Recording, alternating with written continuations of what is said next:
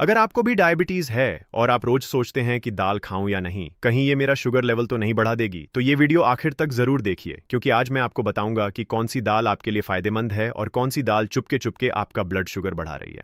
और सबसे बड़ी बात, इस वीडियो के आखिर में मैं आपको वो तरीका भी बताऊंगा जिससे आप कोई भी दाल खाएं आपका शुगर लेवल कंट्रोल में रहेगा। तो वीडियो को स्किप बिल्कुल मत कीजिएगा, क्योंकि जो जानकारी अभी आपको मिलने वाली है वो शायद आपने पहले कभी इतने आसान तरीके से नहीं सुनी होगी।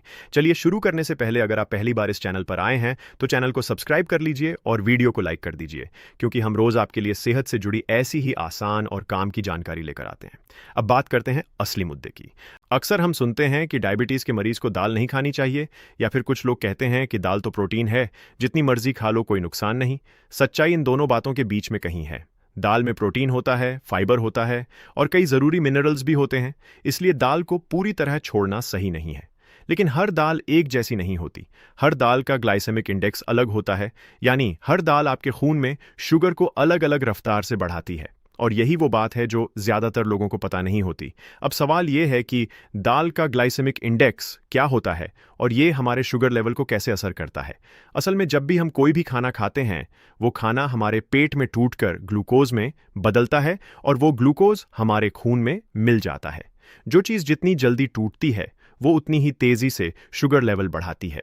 दाल में मौजूद फाइबर इस प्रोसेस को धीमा कर देता है, इसलिए ज्यादातर दालें चावल या मैदा जैसी चीजों के मुकाबले काफी सुरक्षित मानी जाती हैं। लेकिन फिर भी दालों में आपस में बहुत फर्क होता है। सबसे पहले बात करते हैं मूंग दाल की। मूंग दाल को डायबिटीज के मरीजों के लिए सबसे बेहतर दाल माना जाता है। इसका ग्लाइसेमिक इंडेक्स बहुत कम होता है, यानी ये धीरे धीरे पचती है और शुगर लेवल को अचानक नहीं बढ़ाती। इसमें फाइबर भी भरपूर मात्रा में होता है, जो पाचन को भी बेहतर बनाता है। अगर आप छिलके वाली मूंग दाल खाते हैं तो ये और भी फायदेमंद है, क्योंकि छिलका निकालने से फाइबर की मात्रा कम हो जाती है। इसके बाद नंबर आता है मसूर दाल का। मसूर दाल भी डायबिटीज के मरीजों के लिए काफ़ी अच्छी मानी जाती है। इसमें प्रोटीन के साथ साथ आयरन भी भरपूर होता है और इसका ग्लाइसेमिक इंडेक्स भी कम होता है। जो लोग एनीमिया यानी खून की कमी से भी परेशान हैं, उनके लिए मसूर दाल एक साथ दो फायदे देती है। अब बात करते हैं अरहर दाल की, जिसे तूर दाल भी कहा जाता है। ये भारत के ज्यादातर घरों में सबसे ज्यादा खाई जाने वाली दाल है। ये भी मॉडरेट यानी संतुलित ग्लाइसेमिक इंडेक्स रखती है।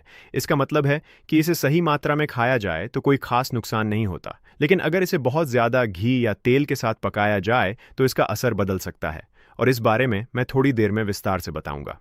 अब आती है वो दाल जिसके बारे में ज्यादातर लोगों को पता नहीं है कि ये शुगर लेवल पर असर डाल सकती है, और वो है उड़द दाल। उड़द दाल का ग्लाइसेमिक इंडेक्स बाकी दालों के मुकाबले थोड़ा ज्यादा होता है, और सबसे बड़ी बात यह है कि उड़द दाल को अक्सर बहुत गाढ़ा, बहुत ज्यादा घी और क्रीम डालकर बनाया जाता है, जैसे दाल मखनी। दाल मखनी सुनने में भले ही सिर्फ एक दाल की डिश लगे, लेकिन इसमें डाली जाने वाली क्रीम, मक्खन और घी की मात्रा इतनी ज्यादा होती है कि ये डिश एक हैवी, हाई कैलोरी और हाई फैट फूड बन जाती है। और जब आप ऐसी हैवी डिश के साथ नान या सफ़ेद चावल खाते हैं तो आपका शुगर लेवल तेजी से ऊपर जा सकता है। तो असल गुनहगार सिर्फ दाल नहीं, बल्कि उसे बनाने का तरीका है। इसी तरह चना दाल की बात करें तो चना दाल में प्रोटीन और फाइबर दोनों अच्छी मात्रा में होते हैं, लेकिन इसका ग्लाइसेमिक इंडेक्स बाकी हल्की दालों के मुकाबले थोड़ा ज्यादा होता है। इसका मतलब ये नहीं कि आप चना दाल बिल्कुल बंद कर दें, बल्कि इसका मतलब ये है कि इसे सही मात्रा में और सही तरीके से खाया जाए। अब यहाँ एक बहुत ज़रूरी बात समझनी है, जो शायद आपने पहले कभी इस तरह नहीं सुनी होगी। दाल का शुगर लेवल पर असर सिर्फ इस बात पर नहीं होता कि दाल कौन सी है, बल्कि इस बात पर भी होता है कि उसे कैसे पकाया गया है और उसके साथ क्या खाया जा रहा है। अगर आप हल्की दाल जैसे मूंग दाल भी बहुत ज़्यादा घी के तड़के के साथ खाएंगे तो उसका फ़ायदा कम हो जाएगा, और अगर आप थोड़ी हैवी दाल भी सादे तरीके से कम तेल में सब्जियों के साथ मिलाकर खाएंगे तो उसका नुकसान भी कम हो जाएगा। एक और बहुत बड़ी गलती जो लोग करते हैं वो है दाल के साथ सफ़ेद चावल की मात्रा। दाल चावल भारतीय खाने का एक बहुत पुराना और पसंदीदा कॉम्बिनेशन है, लेकिन अगर आप डायबिटीज़ के मरीज़ हैं तो सफ़ेद चावल की मात्रा बहुत ज़्यादा नहीं होनी चाहिए, क्योंकि सफ़ेद चावल का ग्लाइसेमिक इंडेक्स दाल से कहीं ज़्यादा होता है। अगर आप दाल के साथ थोड़ा सा ब्राउन राइस या फिर एक या दो रोटी लेते हैं तो पूरे खाने का असर संतुलित हो जाता है। अब बात करते हैं राजमा की। राजमा भी एक तरह की दाल यानी लेग्यूम है, और इसका ग्लाइसेमिक इंडेक्स भी काफ़ी कम होता है। इसमें फाइबर और प्रोटीन दोनों भरपूर मात्रा में होते हैं, लेकिन राजमा को अक्सर बहुत तेल और मसाले के साथ बनाया जाता है, तो वहाँ भी वही बात लागू होती है कि पकाने का तरीका बहुत मायने रखता है। अब आपके मन में सवाल आ रहा होगा कि आखिर सही तरीका क्या है, ताकि हम दाल का पूरा फ़ायदा लें और शुगर लेवल भी कंट्रोल में रहे। तो सबसे पहली बात, दाल को बनाने से पहले कम से कम 30 मिनट पानी में भिगो दीजिए। इससे दाल जल्दी पकती है और उसका पाचन भी आसान हो जाता है। दूसरी बात, तड़के में तेल या घी की मात्रा बहुत ज्यादा मत रखिए। 1 या 2 चम्मच तेल काफी होता है। ज्यादा घी डालने से दाल की कैलोरी और फैट दोनों बढ़ जाते हैं, जो डायबिटीज के साथ साथ दिल की सेहत के लिए भी सही नहीं है। तीसरी बात, दाल में हरी सब्जियां मिलाकर बनाइए, जैसे पालक, लौकी या टमाटर। इससे फाइबर की मात्रा और बढ़ जाती है, जो शुगर लेवल को कंट्रोल करने में मदद करती है। चौथी बात, दाल को हमेशा सादे रोटी या थोड़े ब्राउन राइस के साथ खाइए। सफेद चावल की मात्रा कम रखिए। पांचवीं बात, एक बार में बहुत ज्यादा दाल भी मत खाइए। हर चीज की एक मात्रा होती है, और दाल भी अगर जरूरत से ज्यादा खाई जाए तो कैलोरी बढ़ा सकती है, जिससे वजन बढ़ सकता है। और वजन बढ़ना डायबिटीज के मरीजों के लिए एक अलग समस्या खड़ी कर देता है। अब मैं आपको एक छोटा सा उदाहरण देता हूं ताकि बात और साफ हो जाए। सोचिए, 2 लोग हैं, दोनों को डायबिटीज है। पहला इंसान रोज मूंग दाल खाता है, लेकिन बहुत ज्यादा घी के तड़के के साथ, और साथ में सफेद चावल भी खूब खाता है। दूसरा इंसान हफ्ते में 2-3 बार अरहर दाल या चना दाल खाता है, लेकिन कम तेल में, सब्जियों के साथ, और साथ में सिर्फ 1 या 2 रोटी लेता है। अब सुनने में लगेगा कि पहला इंसान ज्यादा सेहतमंद खाना खा रहा है क्योंकि वो मूंग दाल खा रहा है, लेकिन असल में उसका पूरा खाना दूसरे इंसान से ज्यादा शुगर लेवल बढ़ा सकता है। यही वजह है कि सिर्फ दाल का नाम देखकर फैसला नहीं लिया जा सकता, बल्कि पूरी थाली को देखना जरूरी है। अब एक और जरूरी बात, कई लोग सोचते हैं कि दाल में प्रोटीन ज्यादा है तो जितनी मर्जी खा लो, कोई फर्क नहीं पड़ेगा। ये सोच भी सही नहीं है। हर खाने की चीज, चाहे वो कितनी भी सेहतमंद क्यों ना हो, उसकी एक मात्रा होती है। दाल भी अगर बहुत ज्यादा मात्रा में खाई जाए तो उसमें मौजूद कार्बोहाइड्रेट की वजह से शुगर लेवल पर असर पड़ सकता है। इसलिए संतुलन सबसे जरूरी चीज है।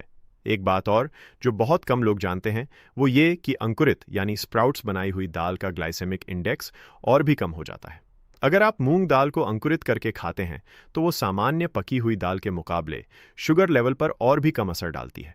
ये एक आसान तरीका है जिससे आप अपनी डाइट में और सुधार ला सकते हैं। अब आते हैं एक बहुत जरूरी पॉइंट पर, जो शायद आपके सारे कंफ्यूजन को खत्म कर देगा। कोई भी एक दाल पूरी तरह अच्छी या पूरी तरह बुरी नहीं होती। असली फर्क पड़ता है मात्रा से, पकाने के तरीके से, और साथ में क्या खाया जा रहा है उससे। अगर आप हल्के तेल में, सब्जियों के साथ सही मात्रा में कोई भी दाल खाते हैं तो वो आपके लिए फायदेमंद ही रहेगी। और अगर आप हल्की से हल्की दाल भी बहुत ज्यादा घी, क्रीम और सफेद चावल के साथ खाएंगे तो वो नुकसान ही देगी। तो दोस्तों, अगर आपको डायबिटीज है तो घबराने की जरूरत नहीं है। दाल आपकी दुश्मन नहीं बल्कि दोस्त बन सकती है। बस शर्त यह है कि आप सही दाल चुनें, सही तरीके से पकाएं और सही मात्रा में खाएं। मूंग दाल, मसूर दाल, अरहर दाल और राजमा को अपनी डाइट में शामिल कीजिए, लेकिन उड़द दाल और चना दाल जैसी दालों को हैवी ग्रेवी या ज्यादा घी के साथ खाने से बचिए। साथ ही दाल के साथ सफेद चावल की मात्रा कम रखिए और सब्जियों को ज्यादा शामिल कीजिए। अगर आपको ये जानकारी काम की लगी हो तो प्लीज इस वीडियो को लाइक कीजिए ताकि ये जानकारी और ज्यादा लोगों तक पहुंच सके। और नीचे कमेंट में जरूर बताइए कि आप कौन सी दाल सबसे ज्यादा खाते हैं, और क्या आपने कभी नोटिस किया है कि किसी खास दाल के बाद आपका शुगर लेवल बढ़ा हो।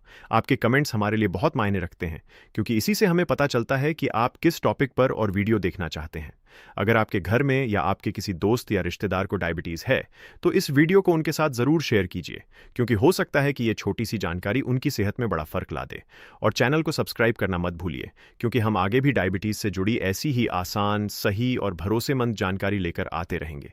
जैसे कि कौन से फल डायबिटीज में खाए जा सकते हैं, कौन सा आटा सबसे अच्छा है, और रोजाना की डाइट कैसे प्लान करें ताकि शुगर लेवल हमेशा कंट्रोल में रहे। याद रखिए, डायबिटीज को कंट्रोल करने का मतलब हर स्वादिष्ट चीज छोड़ देना नहीं है, बल्कि समझदारी से सही चीजें सही तरीके से खाना है। छोटी छोटी आदतें बदलकर आप अपनी सेहत में बहुत बड़ा फर्क ला सकते हैं। तो आज से ही अपनी दाल की प्लेट पर थोड़ा ध्यान दीजिए और देखिए कैसे ये छोटा सा बदलाव आपकी सेहत के लिए बड़ा फायदा साबित होता है। मिलते हैं अगली वीडियो में एक और दिलचस्प और काम की जानकारी के साथ। तब तक के लिए अपना और अपनों का ख्याल रखिए, हेल्दी रहिए, खुश रहिए, और इस वीडियो को लाइक, कमेंट और शेयर करना बिल्कुल मत भूलिए। मिलते हैं जल्दी ही अगली वीडियो में। तब तक के लिए अलविदा।